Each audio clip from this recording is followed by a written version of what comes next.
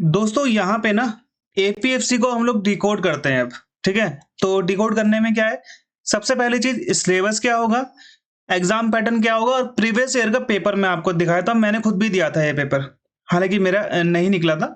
तो यहाँ पे देखो आप, ये है आपका रिक्रूटमेंट 2025 का, है ना, जुलाई समथिंग में ये आया था। और यहाँ पर जो वैकेंसीज थी ना, वो वैकेंसीज 156 वैकेंसीज जो थी वो ईओ और एओ की थी, जिसे हम बोलते हैं एनफोर्समेंट ऑफिसर और अकाउंट्स ऑफिसर, जिसमें 30 ईयर जो होती है ये होती है लास्ट एज।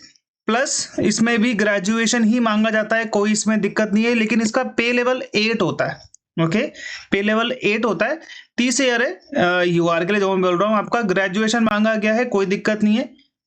फिर यहाँ पे एक अलग सी पोस्ट आती है जिसे हम बोलते हैं assistant provident fund commissioner, APFC.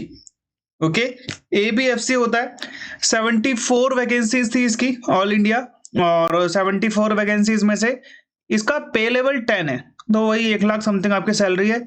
Simple इसमें डिग्री मांगा गया है। ओके, अब यहाँ पे आप देखो कि आपकी जो मतलब इन्होंने बताया आपको ये सब काम करने हैं, वो इन्होंने नोटिफिकेशन में दे रखा है। ये पिछले साल का नोटिफिकेशन है, ठीक है, देखो यहाँ पे लिखा हुआ भी है।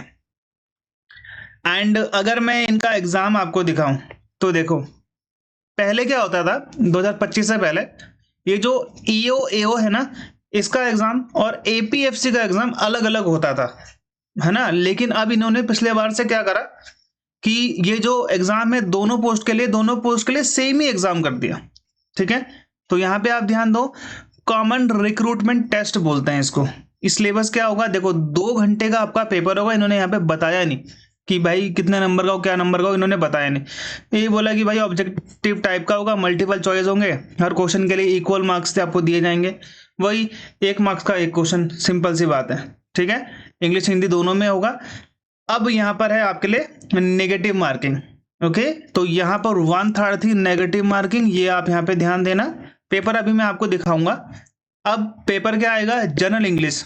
इन्होंने यहाँ पे नहीं बताया कितने नंबर का है, लेकिन जनरल इंग्लिश का जब आप पेपर देखोगे, ये देखो ये मेरा पेपर है जो मैंने दिया था, पार्ट ए जनरल इंग्लिश का है, और टोटल यहाँ पे इसके कितने क्वेश्चन आए थे, ये रहे 20 क्वेश्चन आपको इसमें देखने को मिल जाएंगे। टोटल इंग्लिश के 20 क्वेश्चन आए थे।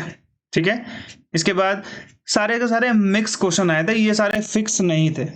ठीक है, Indian culture, heritage and freedom movement के बारे में, development issues and present trend in Indian economy, governance and constitution of India, general science and basic knowledge of computer application, elementary mathematics, statistics and general mental ability, industrial relation, labour laws and social security in India. Social security आपको सारे के सारे जो schemes है वो पढ़ने पड़ेंगे, principle of accountancy, auditing and insurance.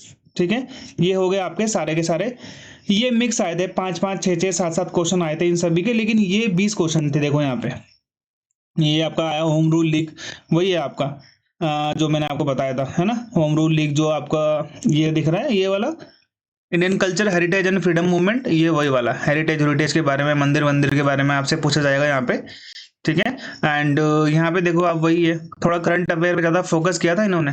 ऐसे आता है एमएसएमई के बारे में आपने बताना है, कंट्रीब्यूशन, ये आपका क्या है, ये आपका बेसिकली सोशल सिक्योरिटी वाला है ना। प्रिंसिपल ऑफ अकाउंटेंसी भी पढ़ना पड़ेगा आपको, करंट इवेंट्स, और वही सीए बोला है आपने, इसको आपको सीए पढ़ना पड़ेगा। वेटेज, वेटेज यहाँ पे इन्होंने बोला है कि भाई आपके रिटर्न टेस्ट का प्लस आपके इंटरव्यू का वेटेज जो है 75:25 है। ओके, तो ये एग्जाम सेंटर इन्होंने बता दिया। तो यहाँ पे पेपर देख लो आप, ये क्वेश्चन वही है, करंट अफेयर का है, ये स्कीम से आया था, मुद्रा योजना।